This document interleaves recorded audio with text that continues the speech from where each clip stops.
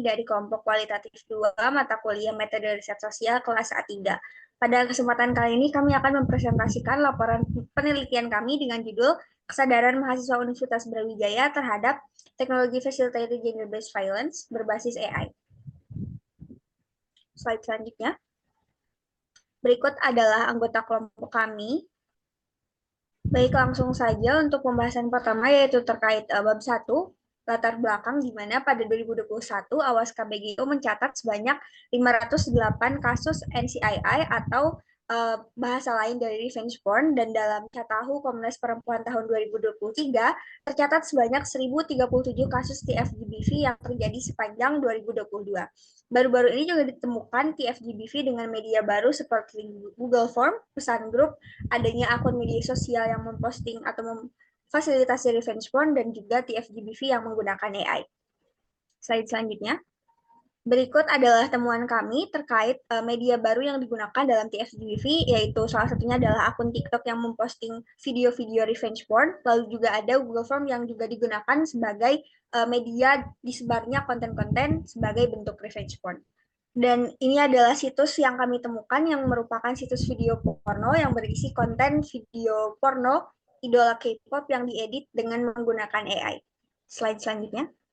Di Universitas Brawijaya sendiri terdapat akun seperti UB Cantik yang menunjukkan objektifikasi terhadap perempuan dan berpotensi digunakan untuk diedit dan menjadi bentuk kasus TFGBV berbasis AI. Baik, berikut adalah rumusan masalah dan tujuan penelitian kami. Rumusan masalah kami adalah bagaimana kesadaran mahasiswa UB terhadap TFGBV berbasis AI. Dan untuk tujuan penelitian sendiri adalah untuk mengetahui kesadaran mahasiswa UB terhadap fenomena TFGBV berbasis AI. Baik, di sini ada manfaat penelitian. Yang pertama, memberikan pemahaman yang mendalam terkait kesadaran mahasiswa UB terhadap TFGBV berbasis AI ditinjau dari Theory of Planned Behavior. Yang kedua, memberikan pertimbangan bagi regulasi penanganan kekerasan seksual, utamanya TFGBV berbasis AI di UB. Yang ketiga, mendorong mahasiswa UB untuk dapat berhati-hati dan bijak dalam menggunakan AI serta media sosial. Yang keempat, menjadi sumber informasi bagi penelitian dengan topik serupa di masa depan. Masuk ke dalam kerangka konseptual, jadi TFGBV adalah bentuk modern dari kekerasan berbasis gender yang memanfaatkan teknologi digital. TFGBV memiliki beberapa anomali yang membedakannya dengan bentuk kekerasan berbasis gender lainnya.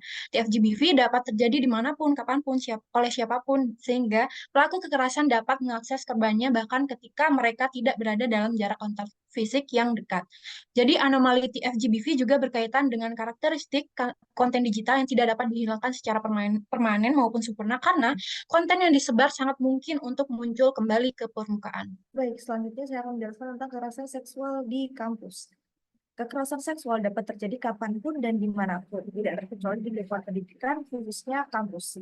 Komnas Perempuan memaparkan data kekerasan seksual di perguruan tinggi dalam rentang waktu 2015 sampai dengan 2020 terdapat 67 kasus kekerasan seksual. Selain itu, Kemendikbudristek juga mengungkapkan bahwa terjadi 65 kasus kekerasan seksual di perguruan tinggi per Juli 2023. Kasus di perguruan tinggi merupakan kasus tertinggi daripada lingkungan pendidikan yang lain seperti SMA dan juga SMP maupun SD. Nah, banyaknya kasus kekerasan seksual di perguruan tinggi ini mengungkapkan bahwa pelakunya adalah sivitas akademik dari kampus itu sendiri, sehingga korban itu cenderung menutup diri dan tidak berani melaporkan kejadian tersebut karena takut dianggap memalukan dan dipandang secara negatif. Selanjutnya adalah teori yang kami gunakan untuk penelitian ini adalah Theory of Planned Behavior yang digagas oleh Icek Hansen. Teori ini digunakan untuk memprediksi dan menjelaskan perilaku manusia dengan menyoroti pentingnya intensi, di mana semakin besar intensi seseorang untuk melakukan sesuatu, maka semakin kuat pula prediksi bahwa hal tersebut akan dilakukan. Next. Theory of Planned Behavior ini memiliki 3 variabel teori. Yang pertama adalah attitude toward the behavior, yang merujuk kepada persepsi individu terhadap perilaku tertentu. Variabel kedua adalah subjective norm, yang merujuk kepada tekanan realitas eksternal yang mempengaruhi persepsi individu. Yang selanjutnya adalah variabel terakhir, yaitu perceived behavioral control, yang merujuk kepada persepsi individu akan sulit atau mudahnya untuk bisa terlibat dan melakukan perilaku tertentu. Next. Berikut adalah kerangka pemikiran dari Theory of Plain Behavior. Oke, jadi bagian operasionalisasi konsep sama seperti apa yang telah dijelaskan oleh teman saya tadi. Jadi saya cukup meng-highlight bagian indikator saja. Jadi variabel pertama itu attitude toward awareness. Indikatornya adalah apakah awareness suatu hal yang diperlukan atau tidak dan mau mempraktikkan awareness atau tidak. Variabel kedua subjective norm. Indikatornya adalah adakah realitas eksternal yang menekan keharusan untuk aware dan motivasi untuk menjadi aware.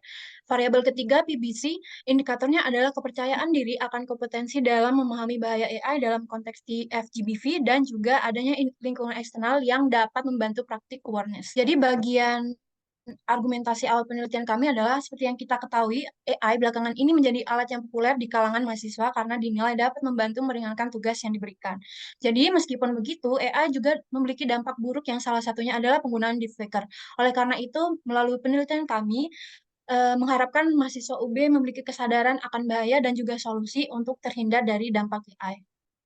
Baik, selanjutnya saya akan menjelaskan bab 3 tentang jenis penelitian. Jadi di sini ada 3 variabel. Yang pertama pendekatan kualitatif, metode deskriptif analitik, dan single case studies. Yang dimana pendekatan kualitatif berbeda dengan kuantitatif, yang mana penelitian yang bersifat deskriptif, laporan dan pandangan sumber tidak bersifat statistik sebagaimana kuantitatif. Kemudian deskriptif analitik menggambarkan fenomena yang diteliti secara sistematis, faktual, dan objektif. Dan terakhir, single case studies adalah penelitian yang berfokus pada satu kasus, yang dalam hal ini kita mengangkat TF-GBV, yang bertujuan agar pembahasan yang lebih mendalam dan komprehensif. Oke, di sini ada ruang lingkup dan lokasi yang kita gunakan.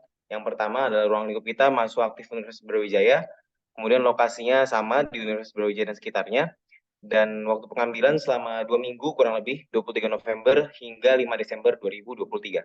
Next. Baik, untuk selanjutnya terkait teknik pengumpulan data, kami menggunakan 2 teknik, yaitu wawancara semi-terstruktur sebagai pengumpulan data primer dan juga studi literatur sebagai teknik pengumpulan data sekunder. Untuk teknik analisis data, kami melakukan 4 langkah. Yang pertama yaitu kondensasi data, lalu penyajian data, lalu kami verifikasi, dan terakhir kami uji keabsahannya dengan menggunakan triangulasi. Untuk sistematika penulisan sendiri, kami menyertakan 5 bab, dengan bab pertama yaitu pendahuluan, bab kedua kerangka konseptual, bab 3 metode penelitian, bab 4 data dan pembahasan, dan terakhir bab 5 yaitu penutup. Kita akan menjelaskan tentang gambaran umum yang dimana di sini kita menggunakan objek Universitas Brawijaya atau dalam ini mahasiswanya. Kemudian tercatat di sini kekerasan seksual di Universitas Brawijaya oleh P3M UB itu lebih dari 10 kasus selama 1 tahun terakhir. Kemudian dicatat oleh P3 BMF HUB mencatat kurang dari 10 kasus kekerasan seksual dan perundungan. Next. Baik, berikut perspektif mahasiswa Universitas Brawijaya mengenai TF-GBV berbasis AI.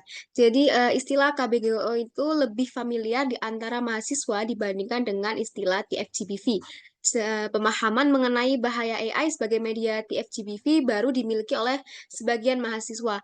Namun memang sudah ada beberapa siswa yang mengerti jenis-jenis dari penyalahgunaan AI tersebut, contohnya seperti mengedit foto orang lain atau bahkan mengedit suara orang lain untuk melakukan kekerasan seksual. Selanjutnya adalah perspektif stakeholder mengenai FGBV versi AI. Dan dari stakeholder ini sendiri kita mewawancarai 3 narasumber. Yang pertama ada Satgas PPKS, yang kedua ada P3EM UB, dan juga yang terakhir ada P3 BEM FHUB. Nah, dari hasil wawancara yang telah kami lakukan, terdapat kasus TF-GBV berbasis AI yang pernah terjadi di Universitas Brawijaya. Dan beberapa kasus tersebut merupakan kasus baru dan sedang dalam proses penanganan atau peninjauan.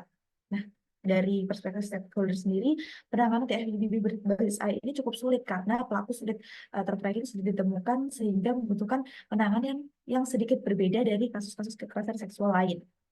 Selain itu, para stakeholders juga meyakini bahwa perlu adanya peningkatan awareness bagi setiap sivitas akademik di Universitas Brawijaya terkait kasus TF-GBV berbasis AI dan penggunaan sosial media.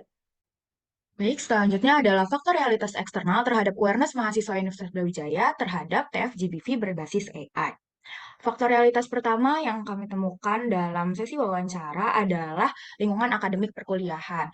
Universitas Brawijaya sebagai lingkungan akademik menjalin kerjasama dengan Microsoft Indonesia untuk memfasilitasi mahasiswa dan dosen dalam mengembangkan keahlian, terutama di bidang teknologi yang berkaitan langsung dengan produk Microsoft. Selain itu, fakultas yang memiliki kaitan erat dengan perkembangan teknologi seperti Fakultas Ilmu Komputer memiliki peluang untuk memiliki awareness lebih tinggi dari fakultas lain. Lingkungan akademik yang sangat kecil seperti diskusi antar mahasiswa dan dosen juga memiliki pengaruh yang besar bagi awareness mahasiswa. Faktor realitas selanjutnya adalah lingkungan sosial pertemanan dan juga sosial media. Faktor realitas ini paling sering disebut oleh narasumber kami karena informasi terkait TFGBV berbasis AI lebih banyak tersebar melalui diskusi dengan teman sebaya dan sosial media. Faktor realitas ketiga adalah lingkungan organisasi. Keterlibatan mahasiswa dalam organisasi, terutama yang berkaitan langsung dengan isu keperempuanan dan memiliki fokus terhadap isu serta kasus kekerasan seksual dapat mendorong awareness mahasiswa Universitas Brawijaya terhadap fenomena TFGBV berbasis AI. Faktor realitas terakhir yang sangat penting adalah keluarga, karena keluarga merupakan lingkungan sosial terdekat dan sosialisasi pertama yang berpengaruh dalam menumbuhkan awareness dalam diri mahasiswa. Oke, masuk ke pembahasan yang terakhir yaitu analisis kesadaran mahasiswa Universitas Brawijaya terhadap TFGBV berbasis AI menurut teori of planned behavior yang terbagi menjadi 3 variabel. Yang pertama yaitu attitude toward the behavior. Berdasarkan jawaban narasumber dapat disimpulkan bahwa narasumber secara konsisten melihat kasus TFGBV berbasis AI sebagai perilaku yang buruk. Variabel ini yang narasumber miliki terhadap kasus ini melihatkan kekhawatiran dan penolakan. Narasumber secara rata menilai bahwa TFGBV berdampak buruk bagi banyak pihak, mencakup korban langsung, instansi terkait, serta reputasi sosial. Secara jelas, pandangan narasumber menunjukkan sikap negatif terhadap kasus ini. Dapat dipahami bahwa narasumber tidak hanya melihat kasus TFGBV berbasis AI sebagai perilaku yang buruk, namun mereka juga menunjukkan niat untuk mencegahnya. Masuk ke variabel yang kedua yaitu subjective norm. Dari wawancara yang telah kami lakukan, para narasumber menyatakan bahwa faktor eksternal memiliki pengaruh yang signifikan terhadap pengetahuan mereka terkait kasus ini. Mereka menekankan bahwa lingkungan sosial, terutama pertemanan di lingkungan kampus, organisasi, serta informasi yang didapatkan melalui media sosial maupun diskusi antar teman dan dosen memberikan kontribusi besar terhadap pengetahuan mereka mengenai kasus ini. Interaksi yang erat antara narasumber dengan lingkungannya memberikan edukasi dan memperluas pemahaman mereka terkait kasus ini, sehingga dapat dipahami bahwa mahasiswa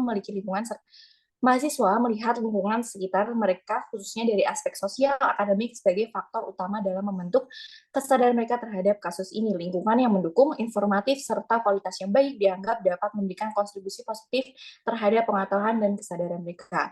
Masuk ke variabel yang terakhir, yaitu PBC yang terbagi menjadi 2 faktor, yaitu self-efficacy dan controllability. Dalam konteks self-efficacy, melihat adanya variasi dalam pemahaman narasumber terkait kasus ini. Sebagian narasumber menyatakan memiliki tingkat kesadaran tinggi, sementara lainnya merasa masih perlu meningkatkan kesadaran mereka terkait kasus ini. Keragaman tersebut dapat dilihat dari adanya narasumber yang menyatakan bahwa pengetahuannya masih dalam tingkat pemahaman yang terbatas. Para narasumber berpendapat bahwa tinggi rendahnya pemahaman mereka dipengaruhi oleh kesadaran akan dampak buruk dan pengalaman yang mereka miliki terkait kasus ini. Dari sini dapat dipahami bahwa kepercayaan atau pemahaman para narasumber memiliki tingkat yang berbeda-beda, yang mana hal ini menentukan tindakan mereka dalam menanggapi kasus ini. Hal ini dibahas lebih lanjut dalam faktor kedua, yaitu controllability. Berdasarkan jawaban beberapa narasumber terkait TFGBV berbasis AI ini, terlihat beragamnya respon dalam menghadapi isu ini. Beberapa narasumber telah mengambil tindakan konkret untuk menyuarakan kesadaran dan mencegah penyebaran kasus tersebut. Meskipun begitu, terdapat beberapa narasumber yang menyatakan bahwa mereka belum mengambil tindakan konkret karena kurangnya pengalaman langsung atau pengetahuan mendalam terkait kasus ini. Dalam konteks tersebutlah, controllability dapat disimpulkan pemahaman tingkat kontrol yang dimiliki oleh individu atau atas informasi dari lingkungan eksternal memainkan peran yang signifikan dalam menentukan respon mereka terhadap isu ini. Tinggi rendahnya pemahaman narasumber terkait TFGBV mempengaruhi bagaimana tindakan mereka dalam merespon kasus ini. Next. Setelah penelitian yang kami lakukan, kami menyimpulkan bahwa berbagai elemen pada lingkup Universitas Brawijaya memiliki andil untuk menanamkan rasa aware kepada mahasiswa Universitas Brawijaya terkait TFGBV. Terlihat dari hasil jawaban terkait kekerasan seksual serupa perlu ditingkatkan kembali akan kesadaran mahasiswa terhadap kekerasan seksual berbasis AI ini. Hal tersebut ditinjau sangat diperlukan karena masih terdapat narasumber yang masih asing dengan bahaya AI, terutama dalam konteks TFGBV, sehingga perlu adanya sosialisasi dan edukasi kepada Civitas Akademika Universitas Brawijaya. Next. Berikut yang saran yang dapat kami berikan berdasarkan penelitian yang telah kami lakukan. Sekian presentasi terkait laporan penelitian yang kami lakukan. Terima kasih. Selamat malam. Wassalamualaikum warahmatullahi wabarakatuh.